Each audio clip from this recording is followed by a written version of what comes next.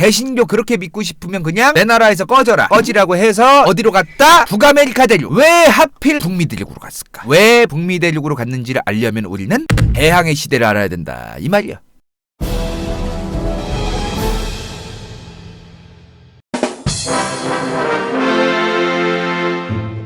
대항해 시대에 대해서 오해가 너무 많아. 굳이 지네 나라에서 배 타고서 기어 나와가지고 넓은 대서양 한복판에서 배 타고 돌아다니는 건 다 이유가 있는 거죠. 대항해 시대를 이해하려면 우리는 뭘 이해해야 된다? 이슬람교의 이슬람 제국을 이해할 필요가 있다 이 말이야. 기원 후 600년을 시작으로 이슬람이라는 종교가 생기지.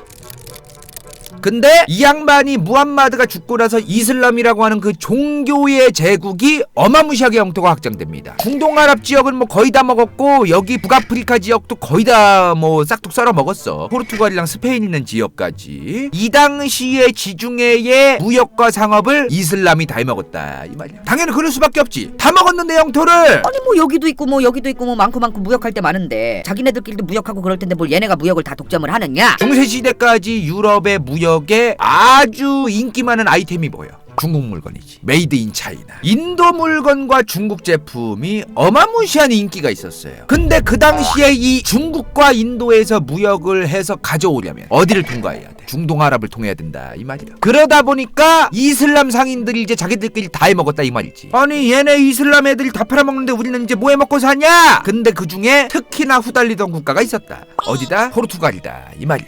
포르투갈 위치 한번 보세요. 포르투갈이 후추를 사려면 일단 인도 사이다. 그 다음 실크로드 거쳐서 이슬람 상인 거쳐서 배 타고 지중해 타고 또 스페인 갔다가 스페인에서 또 후려쳐 그 다음 포르투갈에 온다. 노답인 거예요 노답. 엄청나게 비싸게 사야 되는 거야. 그래서 당시 중세 유럽의 대항해 시대의 첫 문을 누가 열었다? 포르투갈이 열었다 이 말이야. 대항해 시대의 문을 왜 활짝 먼저 열었다? 후려치기 싫어서. 너무 비싼 거예요. 짜장면을 시키든 짬뽕을 시키든 중간 상인이 너무 많아. 그래서 안 열면 망하는 거예요. 바로 옆에 지금 스페인은 또 위협이요. 무역은 무역대로 이슬람 상인들이 다 해먹고 있지. 그래서 가장 먼저 배 타고 나갔다. 이렇게 대항해 시대의 시작을 포르투갈이 열었다고 생각하시면 됩니다. 대항해 시대가 열렸던 1400년대 초중반 이후에 끼케야 지중해요. 어디 엄마가 밥 먹으라고 나중에 좀 이따 부를 수도 있고 그런데 어디 대서양을 건너. 집 근처에서 놀아야지. 집 근처에서. 당시에는 배를 타고 그렇게 멀리까지 나가는 기술이 없었어요. 배가 일단은 언제 앵꼬 나고 중간에 내려가지고 식량 못 구하면 그냥 죽는 거예요. 그러면서 배 타고 나간 거는 정말 엄청난 모험이었다 이 말이야. 일단은 그 엄청난 모험을 하려면 배를 타고서 긴 항해를 할 항해사를 찾기 시작합니다. 그게 누구요? 바스톨로미 디아스다 이 말이야. 포르투갈에서 사실상 인도를 가려면은 요 아프리카 맨 밑에 있는 희망봉을 찍고 그 다음 이렇게 인도로 가야 된단 말이에요. 근데 이 바스톨로미 디아스가 뭐 한 사람이다? 희망봉을 찍고 온 사람이다 이 말이야. 왜 희망봉이냐면은 처음에 바스톨로미 디아스는 이 희망봉 도착하자마자 폭풍의 곳이라고 했어요. 굉장히 폭풍우가 막 몰아치고 파도도 개거칠고 막. 근데 포르투갈 왕이 희망을 가지고 후추세 배워라 이러한 의미에서 이제 폭풍의 곳을 희망봉이라고 부르기 시작합니다. 그 다음 항해사를 또 구하고 있었어요 포르투갈이.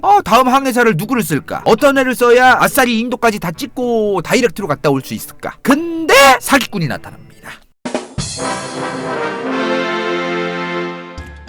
나는 그 누구보다 빨리 갈 수 있다. 이 사기꾼이 갑자기 자기한테 돈 달라면서 자기가 그냥 다이렉트로 인도 금방 간대. 후추 엄청 빨리 후려쳐올 수 있다고. 정반대로 가면 훨씬 빠르다. 돈 주셈. 이게 당시 유럽에서 쓰던 지도예요. 프톨레마이오스 세계지도라고 해서 이게 고대 로마부터 이제 이어져 오던 지도인데 중세까지만 해도 지구는 둥글다고 생각을 안 했을 것이다 라고 생각하는 경향이 있는데 그게 아니에요. 이미 고대 로마부터 알만한 사람들은 어느 정도 알고 있었어요. 지구는 둥그니까 반대로 가면 더 빨리 갈 수 있다. 지도를 여기 보면은 유럽이랑 아시아 외에 지금 북아메리카, 남아메리카 뭐 아니면은 뭐 오세아니아 이런데 거의 없죠 지금. 그러니까 유럽에서 요 반대로 가면은 바로 다이렉트로 요 인도에 도착할 수 있다. 이것도 일리가 있는 사기인 거지. 그래서 이 사기꾼이 포르투갈한테 자기한테 투자를 하라고 하는데 포르투갈이 사기꾼한테 안 속고 이제 꺼지라고 얘기를 합니다. 그래서 이 사기꾼이 이제 포르투갈에서 안 먹히니까 어디로 갔어? 포르투갈 바로 옆에 있는데 스페인으로 가서 사기를 치기 시작합니다. 사기꾼이 이렇게 얘기했죠. 포르투갈이 지금 인도 인도 사이다 가가지고 후추 가져오면 어떡하려고 하냐고. 스페인 너네도 지금 이슬람 상인들한테 후추 후려쳐가지고 사오는 거 개고생하고 있잖아. 포르투갈보다 더 빨리 너네가 후추를 인도에서 후려쳐오면 되는 거 아니냐. 이렇게 개사기를 쳐요. 이 사기꾼이 누구다?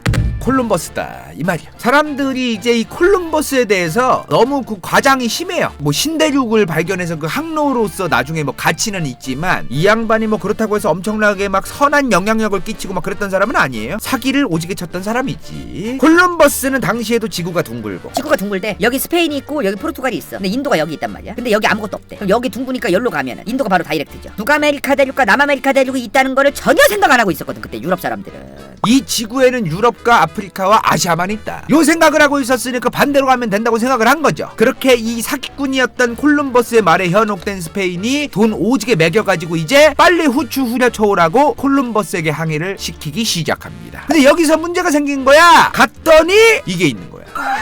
갔더니 이게 있는 거야. 당시 유럽 사람들의 머릿속에 존재하지 않던 이게 길막을 하고 있더라 이 말이야. 이 길막하던 대륙에 도착하자마자 콜럼버스가 뭐라고 한다? 인도다.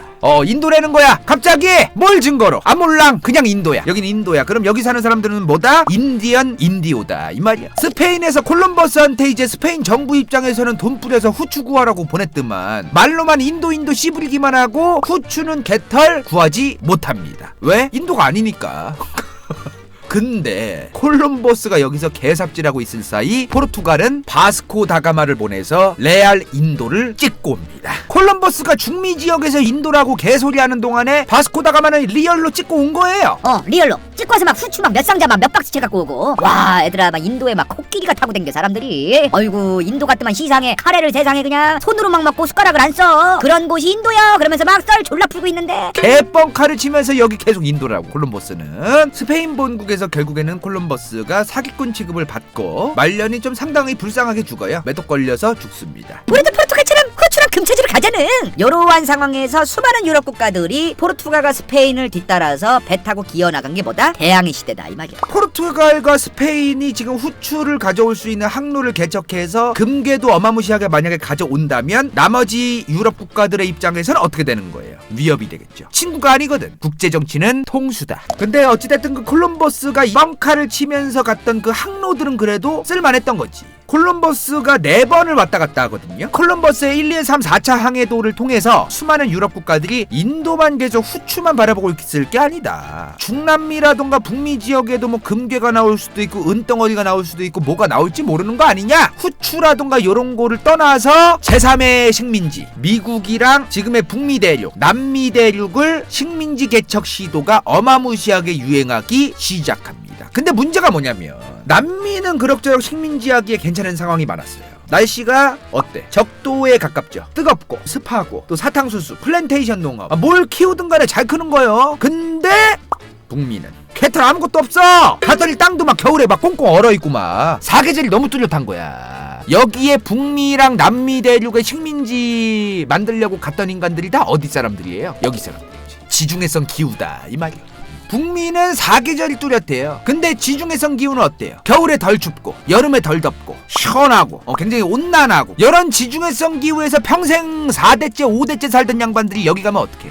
사람 살 곳이 아니다. 너무 이렇게 올리브 따먹고 피자 먹고 이제 요구르트 해먹고 이제 뭐 치즈 먹고 여기 가니까 이제 힘든 거죠. 실제로 그거 외에도 땅 조건이 달라지면은 충북 청주시 용암동에서 배추를 심었는데 제주도 가서 배추 심었어. 그러면 땅이 달라져서 다르게 키워야 돼요. 그러니까 그런 게 여러모로 힘들었던 거죠. 갔더니 막 북미에 또 그것뿐만이요. 머리에 막 공작새 막 칠면조 깃털 막 오지게 박은 막 그 원주민분들 이 양반들이 막 활 쏘고 막 죽창 던지고 막 난리도 아니야. 막 농사도 안 되는데. 그러니까 이제 버리는 거죠. 여기 가가지고 저 원주민들 몰아낸 다음에 땅 개척해서 배차 심고 무수 심고 골 아프다 그거. 그냥 가지 말자. 그랬던 거죠. 생각보다 이제 중미부터 남미까지의 개척은 잘 되고 있었어요. 아즈텍 제국, 마야 제국, 뭐 잉카 제국 요런데 스페인이 그냥 철갑옷 입고 가가지고 그냥 오지게 막 후드려 패고서 막 다 몰아내고서 지들이 다 먹죠. 스페인은 여기서 잘 해먹고 있었습니다. 북미는 아니었다. 근데 셀프로 이 버려진 북미 농사도 더럽게 안 되고 가뜩만 막 원주민들이 막 죽창 던지고서 막 활 쏘는 이 북미 대륙 여기를 셀프로 가겠다고 하는 사람들이 있었던 거죠. 그게 누구다? 청교도다 이 말이야.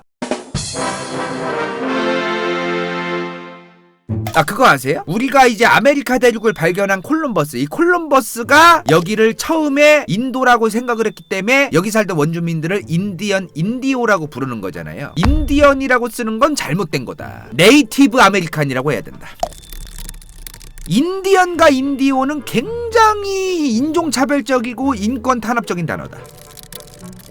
근데 미국의 원주민분들은 본인들을 인디언이라고 부르든 인디오라고 부르든 그렇게 크게 신경을 잘 안 쓰시는 분들이 엄청 많아요. 본인들을 오히려 미국에서 딱 만났을 때 본인 소개할 땐 자기를 네이티브라고 소개하는 분들이 훨씬 더 많다고 전 들었어요. 아메리칸이란 단어를 여기다 왜 넣어? 이 양반들한테. 이 양반들은 외초에 아메리칸이 아니에요. 따지고 보면은 인디언, 인디오는 인권 탄압이고 원주민을 무시하는 거고, 아메리칸이라고 부른 거는 뭐 괜찮은 거다. 이것도 웃기는 거예요. 콜럼버스가 여기 가서 계속 여기가 인도라고 이제 그 부르짖다가 죽었잖아요. 이때 콜럼버스가 여기 북미 대륙이랑 중남미 쪽 항로 개척할 때 친하게 지내던 양반이 있었어. 누구? 아메리고 베스푸치. 아메리고 베스푸치라는 양반이 이제 여기가 인도가 아니라는 걸 자각을 한 거죠. 아, 여기는 인도인 줄 알았는데 길막을 하고 있던, 원래 있었는데 우리가 모르고 있던 새로운 신대륙이었구나. 여기는 인도도 아니고 아시아도 아니고 제3의 새로운 대륙이다. 그러니까 인도라고 부르면 되는 게 아니라 다른 이름으로 불러야 된다라면서 스페인에서 계속해서 주구장창 얘기를 했었어요. 그러다가 죽었는데 이 사람의 어떤 그 주장이 맞잖아요. 그래서 이 양반의 이름을 따서 아메리카라고 부르기 시작해요, 스페인이. 그러니까 네이티브 아메리칸도 웃기는 단어인 거죠. 인디언이나 인디오도 웃기는 단어고, 그냥 네이티브 아니면 어보리진이라고 부르든가. 애초에 뭐 인디언이든 인디오든 네이티브 아메리칸이든 다 이상한 단어예요. 여기를 이제 미국이라는 국가가 먹었으니까 너네는 네이티브 아메리칸이다. 그렇게 부르고 싶으면 부를 수 있겠지. 근데 그거를 마치 무슨 네이티브 아메리칸이라고 부르는 게 인권 탄압과 원주민을 무시하는 인디언, 인디오 대신에 대체해야 될 단어다. 요건 과장이라는 거죠. 그냥 이 사람들이 이제 미국 사람으로서 살아가야 되고 국가의 영토라는 게 이제 획정이 되어 있으니까 미국이, 그러니까 네이티브 아메리칸이라고 불러야겠다. 그렇게 그냥 얘기하는 게 걸맞는 거지. 무슨 인디언, 인디오라는 단어는 잘못된 단어고 이거는 옳은 단어다. 이건 식민지 역사를 담고 있어서 슬픈 뭐 단어다. 요건 좀 개소리예요. 그래서 단어를 뭐로 부르는 게 좋으냐? 단어라고 하는 거는 실제로 원주민들도 자기들을 당연히 네이티브 아메리칸이라고 불러달라, 아니면은 뭐 다른 단어로 불러달라, 요런 게 확정된 게 아무것도 없어요. 그러니까 지금 네이티브 아메리칸이라고 부르자고 주장하는 사람들 대부분이 지금 미국 사람들이에요. 미국의 백인들. 자기들이 이제 과거의 역사가 캥기는 게 있고, 과거의 인디언이라고 부르던 이 원주민들을 본인들이 지금 원주민 그 보호구역이라는 데로 다 쳐넣었잖아요. 그런 거에 대해서 괜히 자격지심이 많다 보니까 이런 단어를 만들어낸 건데, 요 단어도 그렇게 그냥 자기들 좋자고 하는 단어지, 정작 원주민분들이, 네이티브들이 이 단어로 불러달라고 처음부터 얘기했던 거는 아니었다. 그렇게 생각하시면 될 것 같습니다. 인디언이라는 단어는 역사적인 단어로서 쓰는 게 좀 적합하긴 해요. 왜냐면 역사책이라던가 뭐 여러 가지 교과서라던가 이런 거를 보면은 뭐 프렌치 인디언 전쟁, 프랑스랑 인디언 전쟁이라고 딱 써놓은 그런 전쟁 이름도 있는데 그걸 싹 다 바꿔야 돼요. 그러면은 지금 좀 혼란이 많이 생길 수도 있고, 이미 인디언이라는 단어에 대해서도 원주민분들도 본인들이 그렇게 불리는 거에 대해서 그렇게까지 불쾌해하거나 뭐 그런 게 별로 없다고 저는 들었거든요. 그러다 보니까 의사소통만 되면 된다. 나중 가서 미국의 원주민들이 단체로 우리를 이렇게 부르지 말아달라고 얘기를 할 때 그때 가서 바꿔드리면 돼요. 네이티브 아메리카는 절대로 지금 북미 원주민들이 원해서 불러달라고 하는 단어가 아니라는 거, 그건 명확한 사실입니다. 그것만 우리는 알고 지나가면 돼요.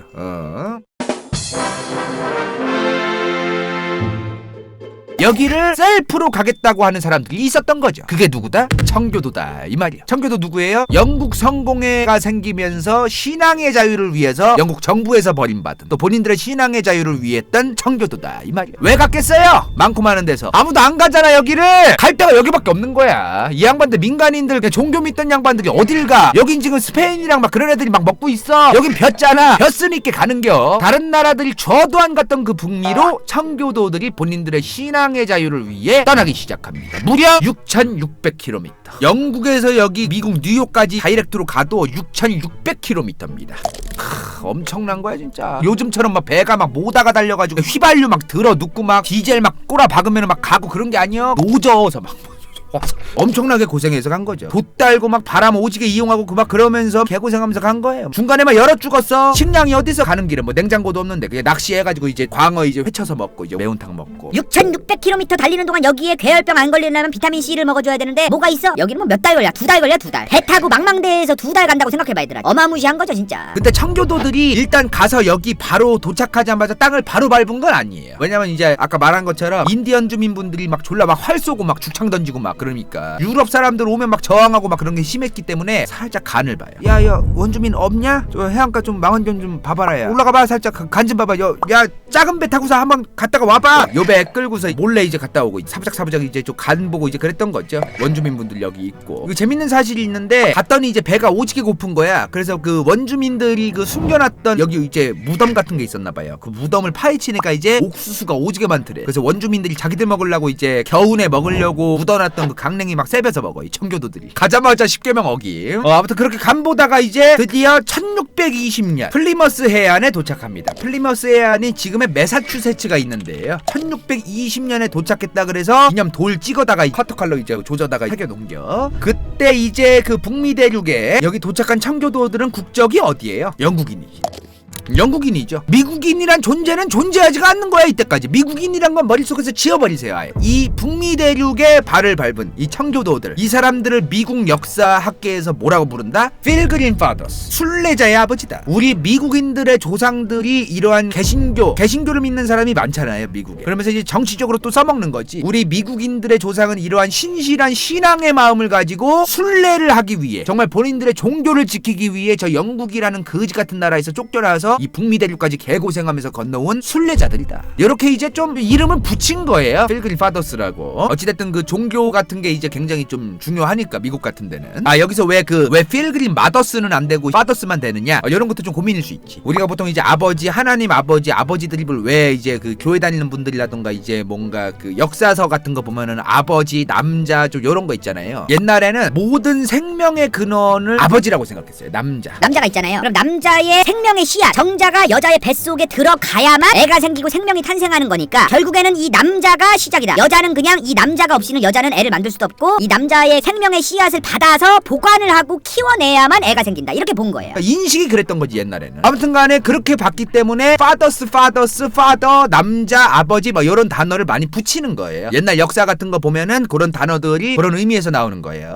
여기서 이제 그 절대 오해하면 안 되는 게 이 순례자의 아버지 필그림 파더스, 미국이라는 국가의 본질, 시작이 이런 필그림 파더스인 것처럼 이제 포장지를 오지게 하면서 미국 역사 얘기하는 사람들이 있는데 개소리입니다. 절대 그렇게 생각하면 안 돼요. 별로 상관없어 솔직히. 어떻게 보면 아예 상관도 없고 이 양반들은 그냥 여기 와가지고 청교도들은 여기서 그냥 산 거예요. 나중에 이 미국 전체 이 북미 대륙을 영국이 어마무시하게 먹어가기 시작하잖아요. 그거는 이 청교도들이랑 상관이 거의 없다 이 말이에요. 그래서 이 순례자의 아버지를 미국 역사에서 우리가 반드시 뭐 인식을 해야 되고 이런 것보다는 살짝 그 미국 역사를 좀 순례를 온 사람들이 이제 미국을 세웠다 이런 좀 뽕이나 좀 양념을 좀 칠라고. 이 양반들이 북미 대륙에 온 게 미국의 건국에 엄청난 막 도화선이 되고 막 그런 것도 아니거든요. 너무 의미부여할 건 아니다. 아무튼 이 청교도들이 드디어 이 북미 대륙에 내렸어요. 언제? 1620년 12월 20일. 정말 얼마나 개고생해서 도착한겨. 여기서 이 1600km를 2달이 걸려가지고 이제 도착한 거 아니에요. 얼마나 배고프겠어요. 일단 그리고 겨울에 도착했기 때문에 빨리 집부터 지어야 돼. 안 그러면 거의 동사하기 시작해 사람들이. 빨리 그래서 이제 땅부터 파가지고 이제 나무 장작 같은 거 구해다가 타고 왔던 배 부셔가지고 막 수단과 방법을 동원하지 않고 이제 이런 식으로 이제 집을 짓기 시작합니다. 수많은 청교도들이 열심히 이제 집을 짓고 있는데 갑자기 원주민이 나타난 거야. 이거 어떡해. 죽창 던지고 막 활 던지고 막 난리친다 그랬잖아. 어이구 시상에 우리 집 짓고 있는데 지금 얼어 죽게 생겼는데 배도 고파 죽겠는데 원주민들이 나타나가지고 우리한테 활 쏘면 어떡하지? 하는데 칠면조 깃털 장식한 이런 모자 쓰고 온 사람이 갑자기 이렇게 얘기하는 거예요. Hey, how are you?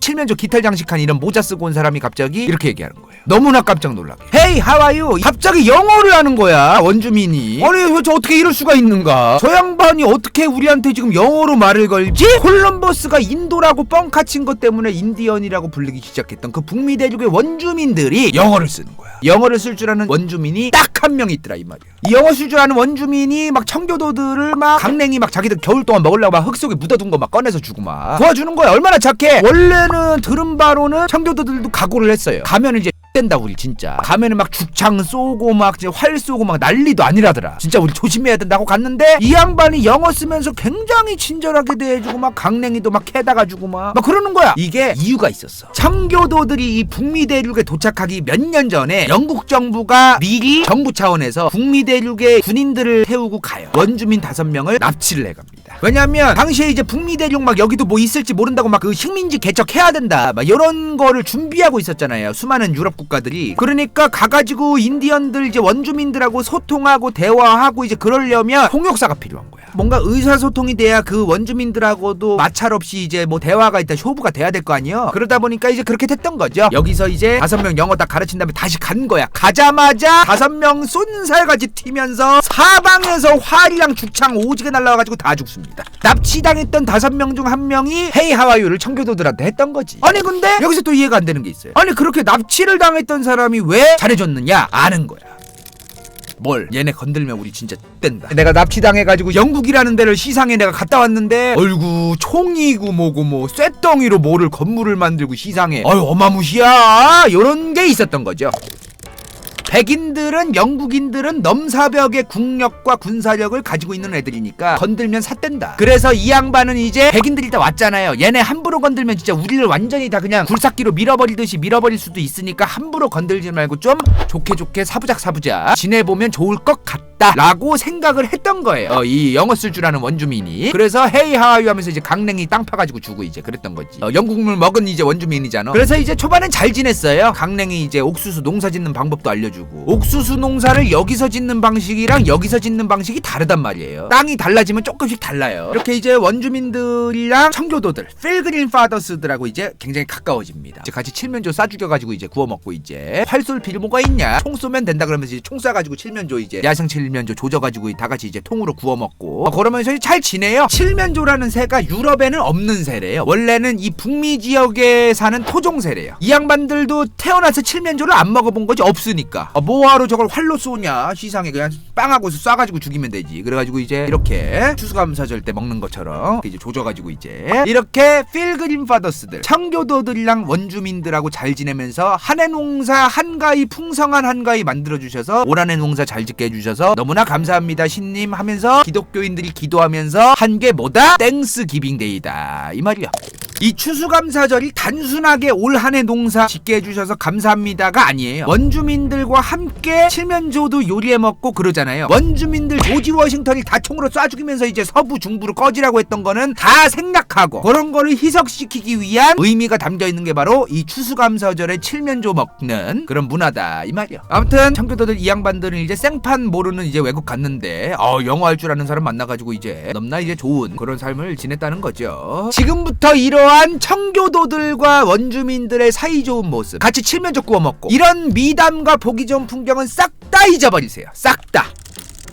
본격적으로 영국 정부의 수많은 원주민들을 총으로 쏴 죽이는 그러한 식민지 개척이 시작됩니다. 어디서? 제임스타운에서. 이 제임스타운은 제임스 1세 당시 영국 왕의 이름을 따서 만든 거예요. 초반에 여기 이제 총 쏘고 활 쏘고 이제 원주민들 다 쏴 죽이고 이제 그러면서 난리도 아니었어요. 원주민들의 저항도 어마무시했고 그 소식 듣자마자 이 제임스타운으로 영국 본국에서 인디언 원주민 얘네는 무지몽매한 것들이다. 군대를 오지게 보내서 다 쏴 죽여라. 그러면서 다 쏴 죽이면서 개척을 하기 시작합니다. 지금부터 추수감사절 필그림 파더스 청교도들과 원주민들이 사이좋게 지냈던 그런 얘기는 싹 다 잊어버리시고 들으시면 됩니다. 필그림 파더스 청교도들과 원주민들이 사이좋게 지냈던 그런 얘기는 싹 다 잊어버리시고 들으시면 됩니다. 1600년대 영국 정부가 왜 이렇게까지 강력하게 식민지 개척을 한 거냐면 발등에 불이 떨어져 있었어. 왜냐하면 당시 영국 주변에 있던 나라들 스페인, 포르투갈 이런 나라들 막 남미에 막 식민지 생기고 개척해서 막 금캤단 얘기도 들리고 플랜테이션 농업도 막 시작했단 얘기도 들리고 개척이 막 시작됐다는 막 소식이 막 들려오는 거예요 영국 정부한테. 그러니까 영국 입장에선 급한 거지. 얘네들 이 주변 국가들의 식민지가 늘어나고 식민지가 늘어나서 얘네들의 경제력이 좋아지고 경제력이 좋아져서 군사력이 좋아지면 영국에겐 뭐예요? 엄청난 위협이죠. 프랑스, 스페인, 포르투갈이 잘 되는 꼴을 볼 수가 없는 거예요. 영국도. 그래서 영국도 너무나 급하게 이런 북미 식민지에 원주민이 있으면 잘 다독이면서 좀 융화시키고 요런 방법도 쓰기 마련인데 그딴 거 다 쌩까고서 그냥 밀어버렸다. 그렇게 영국이 본격적으로 군대를 오지게 보내서 원주민들을 학살하고 다 밀어버리는 식민지 개척이 시작됩니다. 그렇게 이게 1754년도까지 영국이 먹은 식민지 영토예요. 바로 위에 여기 프랑스 있고 영국이 여기 깨작깨작 먹을 때 프랑스는 이미 1600년대 초반 중반을 거치면서 엄청나게 많이 먹었었어요. 프랑스가 여기를 먹고 뭘 했냐면 모피 장사로 돈을 잘 벌고 있었어. 이 당시에 유럽에서 어떤 모피가 유행이었었느냐? 비버장. 비버 모피가 유럽에서 어마무시하게 유행이었어요. 비버가 유럽에도 없던 게 아니에요. 근데 유럽에도 비버가 있었는데 시가 마르니까 북미 지역의 이 5대5 지역에 또 비버가 천지인 거야. 엄청 많아. 비버가 엄청 천지야. 그러니까 프랑스가 여기서 모피 장사하려고 여기를 먹었던 거죠. 비버가 살려면은 강이 있고 호수가 있을수록 유리하겠죠. 그래서 이 5대5 지역 주변에 비버가 떼거지로 있던 거를 떼거지로 잡아대기 시작했다. 문제는 이걸 프랑스만 먹냐고. 영국 입장에서 어이가 없는 거지. 아니 왜 니들만 먹어? 우리도 먹어야지 비버. 그러면서 이제 비버 모피를 중심으로 해서 프랑스와 영국이 식민지 지역에서 전쟁이 시작됩니다. 그게 뭐다? 프렌치 인디언 전쟁이다. 그게 뭐다? 프렌치 인디언 전쟁이다. 이렇게 불러요. 영국도 이제 점점 식민지가 넓어지고 프랑스도 식민지가 넓어지고 그러면서 서로 충돌을 했던 거죠. 아니 근데 여기서 좀 의문이 생기는 거지. 프랑스랑 영국이 같이 싸웠다는데 왜 프렌치 인디언 전쟁이라고 부르냐? 이해가 잘 안 되죠. 당시에 프랑스랑 영국이 이렇게 식민지를 먹었다 그랬잖아요. 여기에 수많은 원주민 부족들이 있었을 거 아니야? 프랑스한테 붙은 원주민 부족들도 있고 영국한테 붙은 원주민 부족들도 있었던 거예요. 왜? 우리 부족들이 살아남으려면은 프랑스한테 붙는 게 낫겠다. 영국한테 붙는 게 낫겠다. 이러면서 막 여러 부족들이 갈라진 거지 또. 그러니까 영국 입장에서는 이렇게 얘기하는 거야. 프랑스 젖들이 우리 영국이 지켜주려고 했던 원주민들, 인디언들을 죽이려고 해서 우리도 싸웠다. 요런 느낌을 좀 주고 싶었던 거예요. 그래서 프랑스와 원주민들이 전쟁을 했다. 그래서 프렌치 인디언 전쟁이라고 교과서에 이렇게 되어 있어서 이렇게 말씀드릴게요. 근데 당시에 이 전쟁 빼고도 7년 전쟁이라고 해서 또 싸우고 있었어요. 동시에 싸운 거야. 동시에. 이미 당시에 프렌치 인디언 전쟁이 벌어지고 얼마 뒤부터 7년 전쟁이라고 해서 유럽 전역에서 프로이센, 오스트리아, 러시아, 프랑스, 영국, 스웨덴, 스페인, 기타 등등 다 같이 개판 벌리고 막 싸우고 있었어요. 여기서 개판 벌리고 싸우고 있던 거를 여기서도 싸운 거지. 두 전쟁의 연도가 좀 비슷해요. 보면은 7년 전쟁은 1756년부터 1763년까지, 프렌치 인디언 전쟁은 54년부터 63년까지잖아요. 그죠? 그러니까 이걸 구분해서 할 필요 없이 7년 전쟁이 일어났고 식민지 지역에서도 싸웠는데 겸사겸사 둘 다 뭐 1+1으로 싸웠다. 7년 전쟁이 종결됐으니까 이것도 종결됐다. 그렇게 보시면 됩니다. 근데 여기서 이 7년 전쟁이든 프렌치 인디언 전쟁이든 간에 영국이 이겨요. 어떻게 이긴 거냐면 전쟁이 1754년부터 63년까지 이어졌댔잖아요. 이때가 프랑스가 어떨 때예요? 개판될 때요. 프랑스가 개판이 되어가고 있었다. 베르사유 궁전 오지게 막 추가 증축하고 사람들 빵을 달라 이러면서 막 프랑스 대혁명 막 이런 어떤 그 각 나오고 막 난리도 아니었어요. 프랑스가 귀족들이 사치 막 졸라 부리고 막 그럴 때였거든 프랑스가. 그러니까 여기서 싸울 때 유럽에서 보급이 가야 되는데 보급 과정에서 프랑스 장교들, 군인들, 귀족들이 막 전쟁 보급품 막 국방비리, 방산비리, 망조가 막 보이고 막 그랬던 거지. 북미 대륙에 보급하려던 걸 막 뒤로 빼돌려서 팔아먹고 개판인 상태였다. 그래서 졌어요 프랑스가. 프랑스가 지면서 1754년도만 해도 이렇게 스페인, 프랑스, 영국 이렇게 3분할로 나눠 먹었던 북미 대륙이 이렇게 변합니다. 원래 프랑스 영토였던 여기는 이런 식으로 해서 이제 스페인이 먹고 영국이 거의 다 먹습니다. 사실상 북미 대륙에는 이제 영국과 스페인이 엄청난 영향력을 행사하면서 있었던 거죠. 그럼 이렇게 이제 영국이 프랑스를 이기면서 식민지도 엄청나게 넓어졌으니까 영국은 개이득이구나 라고 생각할 수 있겠지만 그렇지 아니하다. 전혀 그렇지 않다. 왜? 전쟁이라고 하는 건 이겨도 삿대고 지면 더 삿대요. 일단 전쟁이 일어나면은 그러니까 사람들이 오해를 많이 해요. 전쟁에서 이기면 그냥 개이득으로 끝나는 거 아니냐? 그렇지 않습니다. 어마무시한 국력 소모가 있거든요. 전쟁이라고 하는 게. 왜 그런지 좀 설명을 드릴게요. 봐봐. 전쟁이 났어. 지금 일을 열심히 해서 돈을 벌어들이던 사람들이 전쟁이 나자마자 샷다 다 내리고서 바로 끌려가야 돼. 그럼 어떻게 되겠어요? 돈을 못 버는 거예요. 그동안. 경제가 내수가 돌아가지도 않고 스탑된다. 그러니까 망하는 거예요. 장기화되면은 답도 없다. 이렇게 전쟁이 나면은 이겨도 삿된 거다. 그래서 영국이 재정이 개박살났었어요. 7년 전쟁이랑 프렌치 인디언 전쟁 이후에 영국의 재정이 개박살납니다. 그래서 영국이 개혁을 합니다. 뭐를? 조세제도 개혁. 조세제도 개혁을 단행했다는 게 뭔 말이에요? 뭔 말이긴 뭔 말이야. 세금 더 내란 얘기지. 국가 힘듦! 나라가 너무 힘들어! 너네가 세금을 더 내줘야 돼.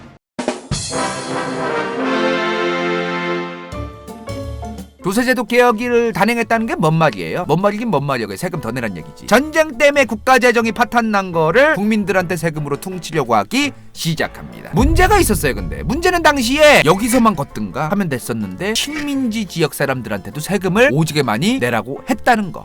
아니 뭐 그거 내라고 하는 게 뭐가 이상한 거냐? 라고 생각하실 수도 있는데 이게 무슨 말이냐면은 당시 상황이 이런 거예요. 여기 영국 섬에 살던 빈민들, 너무나 어렵게 사는 서민들, 이 사람들이 그래 우리가 영국 섬에 살면은 계속 이렇게 빈민으로 살 것 같으니까 꿈을 가지고 여기 가서 새로운 삶을 개척해서 새로운 꿈을 찾아 성공을 찾아서 간 거란 말이에요. 여 섬에 있던 사람들이 아무것도 없이 국가 지원도 없이 대대손손 이제 개고생해서 막 논밭 갈고 막 개척해놓고 삽질 오지게 해서 막 건물 지어놓고 사는데 갑자기 세금 더 내.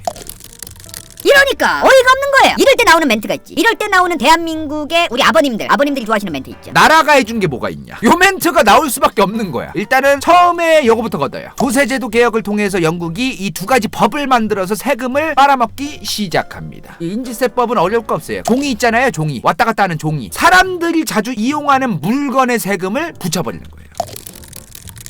그렇게 붙인 거지. 그래서 여권, 책이 왔다 갔다 하는 거, 신문, 허가증 이런 종이 같은 거에다가 싹 다 박은 게 바로 인지세법이다. 그 다음에 바로 2년 뒤에 만든 게 타운센드법. 여기는 더 어마무시해요. 알파, 문방구랑 모닝글로리, 다이소에 파는 거 다 세금 내라 이거예요.